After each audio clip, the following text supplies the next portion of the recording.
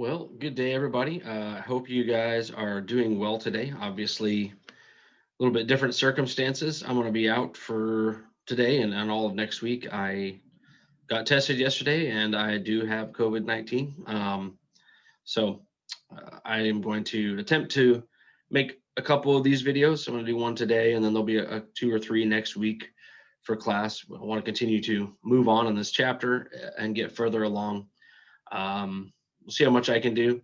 I do get tired really fast, so they probably won't be really long videos. We'll just keep them relatively short. I am going to do, this day in history and all that stuff. So this day in history, November 13th, which is Friday the 13th today. Friday the 13th, I'm not a superstitious person, but if you are, Friday the 13th is a superstitious day. But think about Friday the 13th in 2020. Who knows what might happen today? But for real, this day in history, November 13th, 2015, ISIS did a terrorist attack in Paris that left 131 people dead and over 400 more injured. So one of the worst attacks, terrorist attacks in world history, and certainly the worst in Paris. And just showing how ISIS had become very powerful during that time period. This day in history, 1861, Abraham Lincoln came to George McClellan's house in the evening, hoping to speak to McClellan about his war plans. When he arrived, McClellan was not there, and Lincoln said, "Well, I'll wait." So they had Lincoln wait in the front room in the parlor. When McClellan finally arrived home, he was told that Lincoln was waiting to talk to him, and he went to bed and basically refused to meet with Lincoln. Just an example of just how much McClellan did not like Lincoln. McClellan thought Lincoln was a buffoon, and clearly the opposite was probably true. And today we remember Lincoln well, and McClellan is not remembered as well. This day in history, 1982, the Vietnam Memorial was dedicated and open to the public. It has over 57,000 names of those men and women who died serving in Vietnam. As far as famous birthdays today, I have two from yesterday. I didn't look through yesterday's, to be honest with you, but these two just showed up while I was looking at today's birthdays. So I thought they were big enough names to at least mention them. So for yesterday, Anne Hathaway, actress, she played Catwoman in The Dark Knight Rises. She was in Les Miserables. She's in The Princess Diaries, in a lot of movies. Russell Westbrook, everybody's favorite basketball player in Oklahoma. Obviously, he's not, but for those people that are OKC fans, they obviously don't like Westbrook at all. So, but he had a birthday yesterday. Today's birthday, St. Augustine, one of the greatest religious thinkers of any time in history. He wrote a lot about theology. His works had a huge influence on people like Martin Luther and John Calvin and the like. Robert Louis Stevenson, author who wrote the book Treasure Island. Whoopi Goldberg, actress. Don't like her political stances pretty much at all, but she is a very good actress. She's very funny. The Sister Act movies, if you've seen those, Ghost, and quite a few other movies as well. Jimmy Kimmel, obviously late night TV host. He's also one of those people that, if he takes politics out of his act, I think he's pretty funny. I think he's a pretty entertaining person, but he likes to put a lot of politics into his late night show, and has made the show not as good. Steve Zahn, famous. Well, I maybe say famous. He's well known. He's a well-known actor, but he's not as well known as these first two people. If you've seen the Diary of the Wimpy Kid movies, he's the dad in those movies. He's actually, in my opinion, a very underrated actor. Because I say that because when movies I see him in, he's really funny. He's got a unique sense of humor. If you've ever seen the movie Sahara, you know what I mean, because he's hilarious in that movie. And then Neil Flynn, another actor, but one that probably less of you know, unless you've seen the TV show The Middle. If you've seen that show, he's Mike Heck, the dad of the Heck family in the TV show The Middle, which is a very entertaining show. Our fun fact today, Deion Sanders is the only person ever to hit a home run and in Major League Baseball and score a touchdown in the National Football League in the same week. He's also the only person to ever play in the World Series and the Super Bowl. So that's some pretty limited company there, all by himself. very gifted athlete. Anybody who's ever watched him play, probably the best cover corner in the history of the NFL. If not, he's very close. So we're going to continue where we left off. Like I said, I do get really tired really fast, so my brain's not probably functioning at 100%, but I'm going to do my best. When we finished notes, we were talked about the 4 amendments that were passed during the Progressive era. We talked about how that's insane, considering we oftentimes can go 40, 50 years without an amendment, and here you have 4 in a matter of 7 years that were passed. So it was a time of real change in the United States, and we looked at those. Obviously, we talked about the 19th being the most important one, women getting the right to vote. Now we're going to shift gears a little bit so we can get into Theodore Roosevelt's presidency. We'll look at a few other things besides that, before that, but we got to understand what was going on in the United States. So in the mid 1890s, things in Cuba, which was a Spanish colony at the time, were going very poorly. There was a lot of upheaval, a lot of uprisings. The people in Cuba were trying to break away from the Spanish, partly because they were being treated very poorly. There was a lot of very poor people, even people who were starving to death, homeless people. So there was just some terrible situations down there, and there became a number of Americans whose voice was that something should be done in Cuba. So these people would be called the War Hawks. These people were for war in Cuba. However, President McKinley was opposed to trying to get into a war at all costs. He wanted to try to stay out of any of those foreign type of conflicts. However, there were 3 causes that really led to America's involvement in the Spanish-American War. The first is something called yellow journalism. These were sensationalized news reporting aimed at attracting more readers to their papers. They weren't actually concerned about telling you the truth. They were concerned about selling papers. So the more sensational your news story, the more you could sell your paper. So 2 people, especially William Randolph Hearst of the New York Journal and Joseph Pulitzer of the New York World, were competing in this market for people's dollars. So they kept coming up with more sensationalized stories as much as they could. So they began to send reporters into Cuba. And sometimes the reporters would go down. And in one case for William Randolph Hearst, a man named Frederick Remington went down, and he was told to draw sketches of the revolts, to try to raise up uproar amongst the American people. And when he got there, he noted there weren't very many uprisings. There wasn't a whole lot to draw. There wasn't a whole lot to write about. And it just wasn't very active. And Hearst reportedly replied to him, "You furnish the pictures, I'll furnish the war. So just do it, right? Make some pictures. I don't care if it's actually accurate. We got a job to do here. We need newspapers to sell. And if that means going to war, it means going to war." This would play a very large role, and we'll see a little bit more with that later with the yellow journalism. In February 9th, 1898, the New York Journal published a stolen letter written by a Spanish ambassador. He, in it, denounced William McKinley.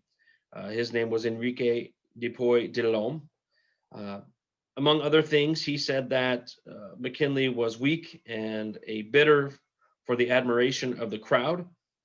Although this isn't like one of the worst things maybe somebody has ever said, it all, however, was taken as a huge insult against the United States leader.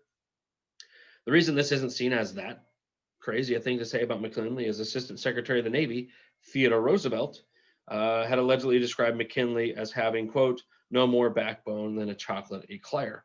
So it's not like Delhomme was the only person who ever said something like this. People in America were saying things like this. However, this was said by a representative of someone who was important from another country, and it was seen kind of as a slap in the face, not just to McKinley, but to America itself.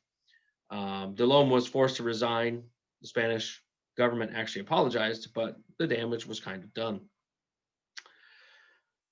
And really, the last incident that brings on the Spanish-American War involves the USS Maine, a battleship which was going down to Havana Harbor in Cuba to protect American interests there in January of 1898. On February 15th, after it had arrived and been there for a little while, the USS Maine exploded and sank into the harbor, killing 260 Americans. They began to investigate at the time, and it was deemed, well, they didn't know for sure what had happened, but the yellow journalist said that it had been shot and sunk by torpedoes from the Spanish, and that is why the Maine exploded. That story caught on, and Americans became outraged. Uh, McKinley still tried to hold out, but he eventually caved to the political pressure and sent a war message to Congress in April of 1898, and Congress demanded Spain's withdrawal from Cuba and authorized the president to use force. And basically, you had the beginning of the Spanish-American War on April 20th, 1898. Now, interestingly, in 1975, a group went down to try to determine what happened to the Maine. They concluded that the explosion probably resulted from an accident inside the ship, like, somehow it overheated and an explosion occurred. However, we still don't know that. There was a analysis in 1998 that stated a mine might have caused the explosion. So a mine from the Spanish. So it's possible it was an attack. It's possible it was just an accident. But regardless, the result was America went to war. Quickly, this war is not going to just take place in Cuba, but it's going to take place in different Spanish colonies around the world. The first would be at Manila Bay in the Philippines. Here, the United States Navy would be put to the test. At this point in time, 1898, America would still be considered the underdog, especially as far as their Navy is concerned. The Spanish still were considered to have a strong Navy, and the United States was an up-and-coming Navy, but not considered one of the greatest navies in the world or anything like that. But these fleets met in Manila Bay. The Commodore for the United States was George Dewey. He left Hong Kong May of 1898 and fought a Spanish fleet in Manila Bay, the main harbor of the Spanish-controlled Philippine Islands. The Americans wrecked the outdated Spanish fleet, sank 8 ships, and killed or wounded almost 400 Spanish. The American losses were slight. 1 warship damaged, 1 sailor killed, and he died of heat stroke. 9 others were wounded. So we're talking about a annihilation. The United States here, very successful as far as this first attack.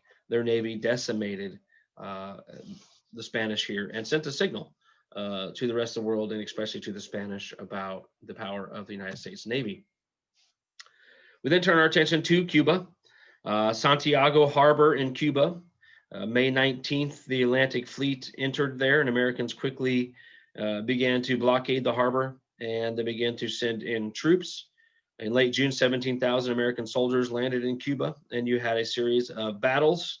The Americans pushed back the Spanish in a series of battles. One of the most famous battles was the Battle of San Juan Hill. I would write that down if I were you, San Juan Hill. And Theodore Roosevelt was a part of that attack. He and a group known as the Rough Riders helped him attack Spanish fortifications. Interestingly, he was part of the Rough Riders. I mean, the Riders, you think about it, but he was the only one who had a horse. The rest of his group did not have a horse. He was given a position as lieutenant colonel, so he was one of the men in charge of this group. Included former cowboys, miners, college students, adventurers. This wasn't your typical unit. Very well publicized, though, and certainly Roosevelt, who liked the attention, wrote a lot about this, made sure this group was covered, and made sure that he got attention. On July 3rd, the Spanish fleet tried to escape, and you had the result of the Battle of Santiago Bay. Similar to the Manila Bay, the American fleet suffered 3 warships damaged, 1 sailor killed, and 10 others wounded. The Spanish, however, 3 ships were sank, 3 ships were run aground, and 474 were killed or wounded. The city of Santiago surrendered on June 17th, shortly after American troops captured the island of Puerto Rico, and the Spanish called for peace. Okay, so really the important thing here is the aftermath of this war. This is something that I have a quote here, a splendid little war. This was simply something that Roosevelt called it, a splendid little war. So you had McKinley, who was pretty anti-war, and Roosevelt was one of the war hawks, one of the men very interested in war, and he became very famous. He was already pretty well known, but he became very famous because of his exploits here in the Spanish-American War. But the really big thing is America gained territory. Puerto Rico, Guam, Philippines, and Cuba, territories gained from the Spanish. Um, all of them eventually were given their freedom, although several of them are still loosely tied. Guam and Puerto Rico are still tied to us in some ways. The Philippines weren't given their freedom right away, but it's because America, during this time period, thought that it was dangerous because the Japanese had their eye on the Philippines, and the United States kind of wanted to keep them safe, protected them, which turned out to be correct, as the Philippines would be one of the first places Japan attacks in World War II after the attack on Pearl Harbor. And Cuba was pretty quickly given their freedom from the United States. The United States held on to it for a little bit, but they were pretty quickly given their freedom. Unfortunately, it hasn't worked out well for them, but that was because of things that happened in the 1960s with Fidel Castro and the communist takeover.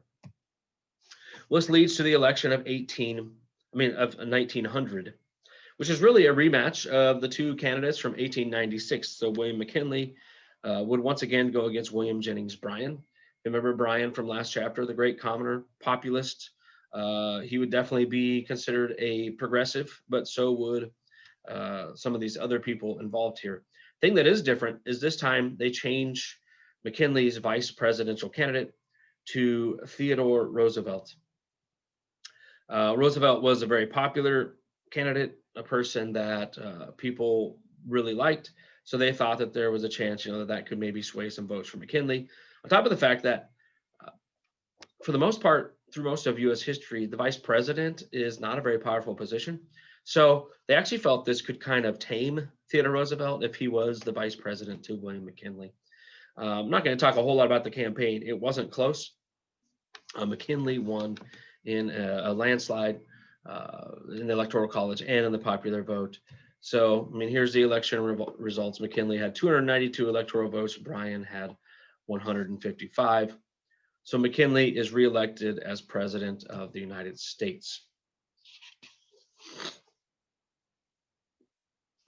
Now, I don't have a screen for this one, but I do want to mention it because it wouldn't really matter that much.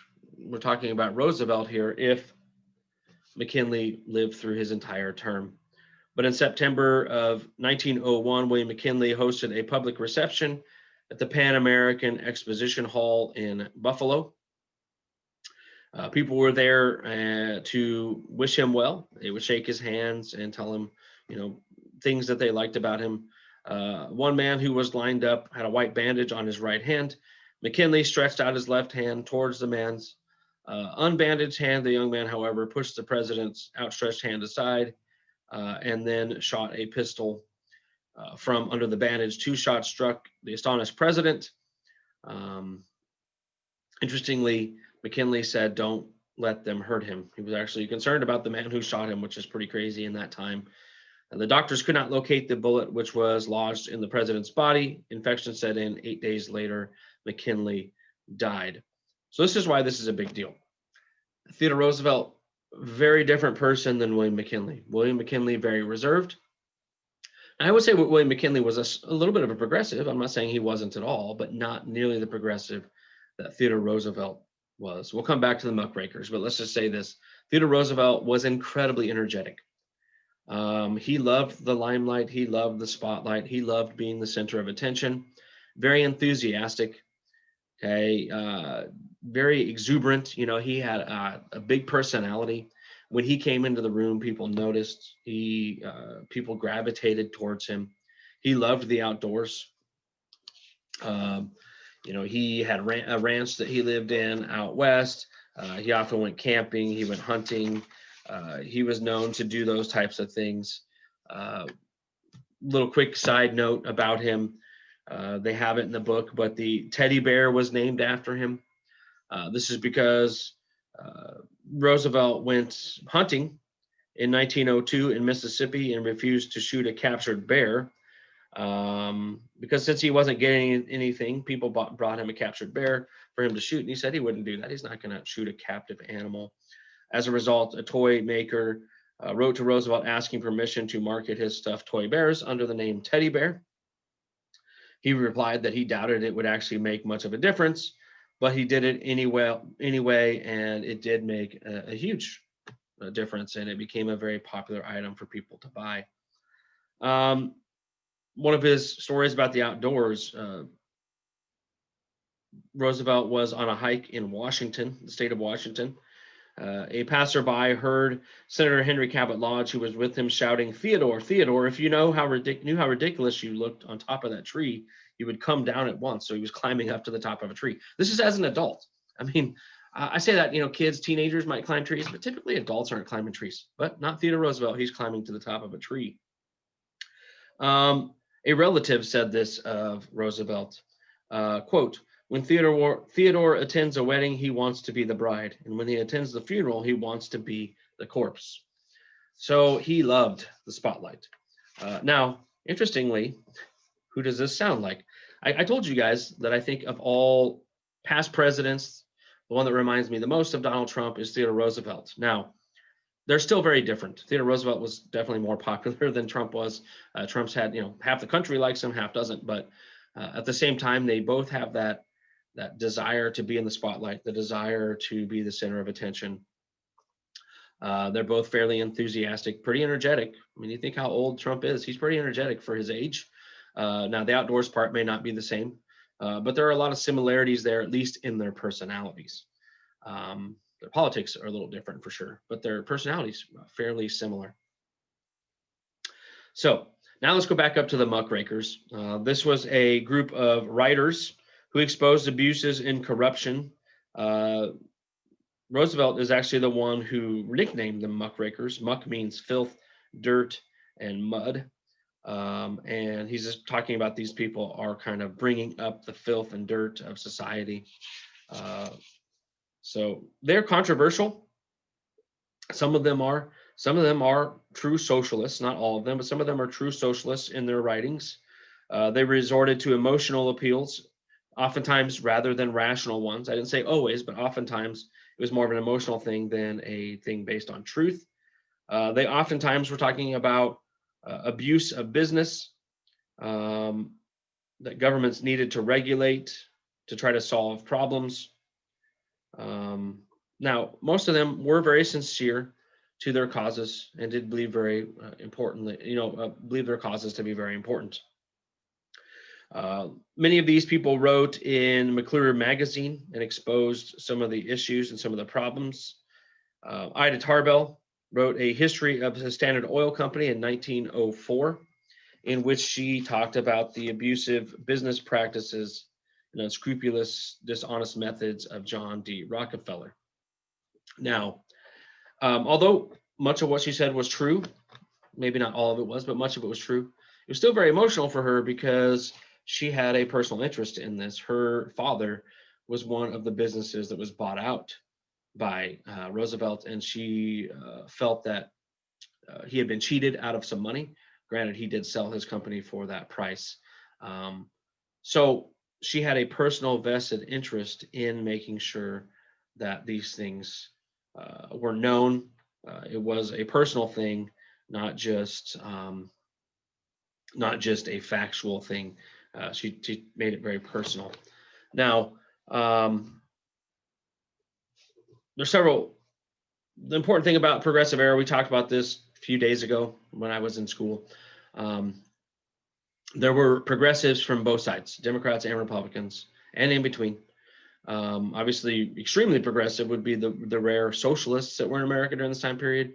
But there were William Jennings Bryan would be a progressive. Theodore Roosevelt would be a progressive. So we're going to kind of talk about that, look at those types of things.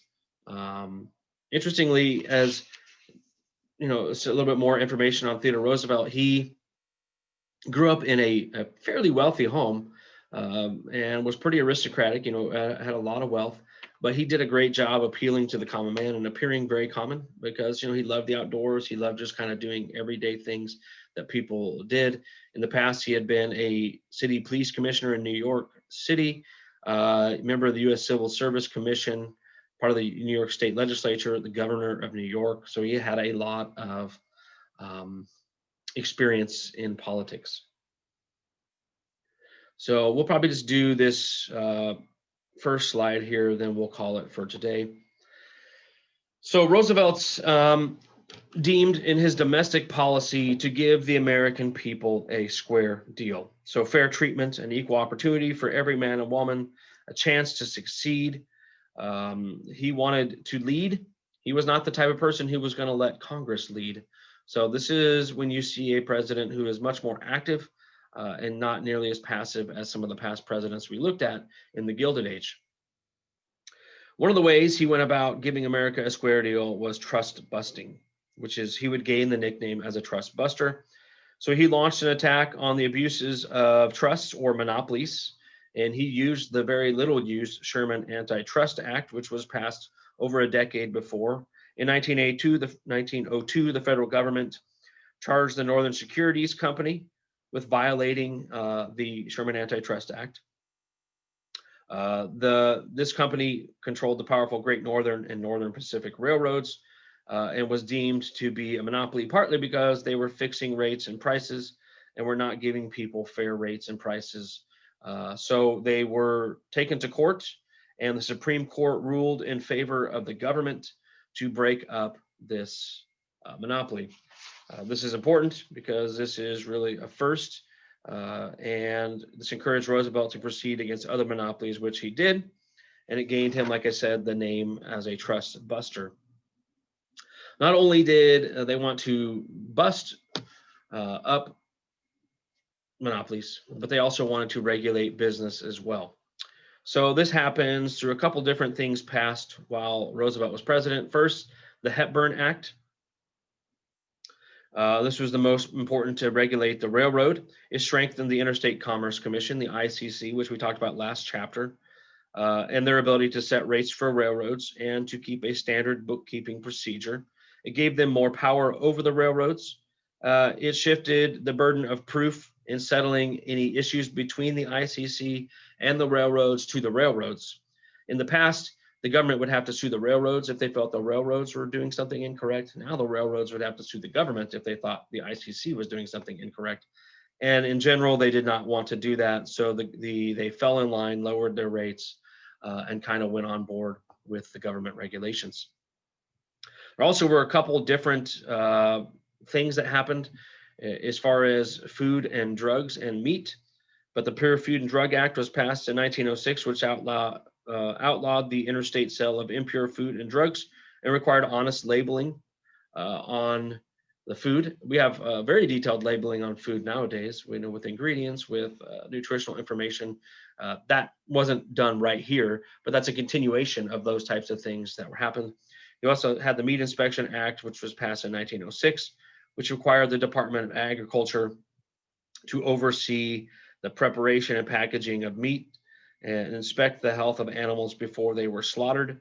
A lot of this part for the Meat Inspection Act, especially, was a result of a book written by a muckraker up in St. Clair in a book called The Jungle, which brought about just the terrible conditions of working in the meatpacking industry and just how impure the meat possibly was, and just some of the gross business practices of those there. It was a fiction novel, but it was based on real life experiences of people that Sinclair talked to.